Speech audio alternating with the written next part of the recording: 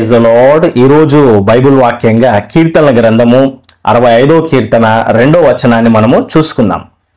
ప్రార్థన ఆలకించువాడా సర్వశరీరులు నీ యొద్దకు వచ్చెదరు. దేవునికి స్తోత్రం, మహిమ కలుగును గాక. మన దేవుడు ప్రార్థనను ఆలకించే దేవుడై ఉన్నాడు. పలానా వ్యక్తి ప్రార్థన ఆలకిస్తాను, పలానా వ్యక్తి ప్రార్థన ఆలకించను అన్నట్టు ఏమీ లేదండి. ప్రతి వారి ప్రార్థనను దేవుడు ఆలకించే వ్యక్తిగా ఉన్నాడు. మరి కొంతమంది ప్రార్థన అంగీకరింపబడతా ఉంది, కొంతమంది ప్రార్థన అంగీకరింపబడట్లేదు. ఎందుకనంటే ఇద్దరు వ్యక్తులు ప్రార్థన చేస్తున్నారు. సుంకరి, పరిసయుడు. సుంకరి, అయ్యా నేను పాపిని, నన్ను క్షమించు అని ప్రార్థన చేసినాడు. పరిసయుడు, అయ్యా నేను ఎంతో భక్తిపరుల్ని, ఉపవాసం ఉంటున్నాను, దశం భాగాలు ఇస్తున్నానని గర్వంగా ప్రార్థన చేసినాడు. మన ప్రార్థన అంగీకరింపబడాలంటే సుంకరి వలె ప్రార్థన చేయాలి. సుంకరి ప్రార్థన అంగీకరింపబడింది. బ్రదర్, నేను ప్రార్థన చేసినాను కానీ దేవుడు నా ప్రార్థన ఆలకించినట్లు సాటిస్ఫాక్షన్ రావట్లేదు. నీ ప్రార్థనలో కొన్ని చేంజెస్ చేయాలి. మొట్టమొదటిగా ప్రార్థనలో కూర్చున్నప్పుడు పరలోకమందున్న మా తండ్రి నీ నామం పరిశుద్ధపరచబడునుగా కానీ దేవుని స్తుతించడం నేర్చుకోండి. హల్లెలూయా. పరలోక ప్రార్థనలో ఉన్న మొదటి పాయింట్ ప్రకారం ప్రార్థన చేయాలి. తర్వాత నీ పాపాలు ఒప్పుకొని ప్రభువా నన్ను క్షమించు, ఇక్కడ తప్పిపోయినానని నిన్ను నీవు సరి చేసుకో. అప్పుడు నీలో గొప్ప సమాధానం వస్తుంది.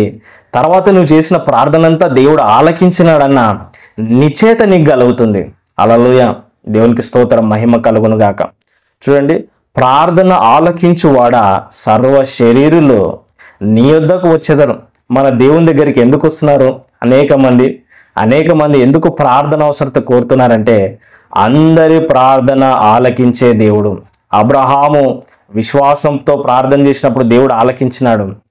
నయమాను అవిశ్వాసంలో ఉన్న దేవుడు అతని ప్రార్థన అంగీకరించి కుష్టి వ్యాధి నుంచి దేవుడు స్వస్థపరిచినాడు.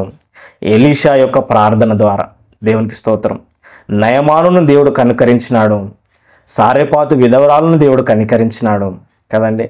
ఎక్కడో దూరదేశం నుంచి వచ్చిన ఒక స్త్రీ, అన్యస్త్రీ యొక్క ప్రార్థన యేసు ప్రభు విని ఆమె కుమార్తెలో ఉన్న దయ్యాన్ని ప్రభు వెలగొట్టినాడు. ఎవరి ప్రార్థన అయినా దేవుడు వింటాడు. హల్లెలూయా. ప్రతి ఒక్కరిని దేవుడు స్వస్థపరచగలడు. ఆయన ఇష్టపడుతూ ఉన్నాడు. ప్రతి ఒక్కరి ప్రార్థనకు ఆయన జవాబిస్తాడు.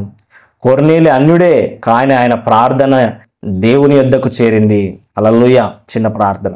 పరిశుద్ధుడైన దేవా, ప్రేమగల తండ్రి, అయ్యా మేము కూడా ప్రార్థన చేస్తూ ఉన్నాం. మా ప్రార్థన అంగీకరించండి. మాలో ఉన్న తప్పులను క్షమించండి.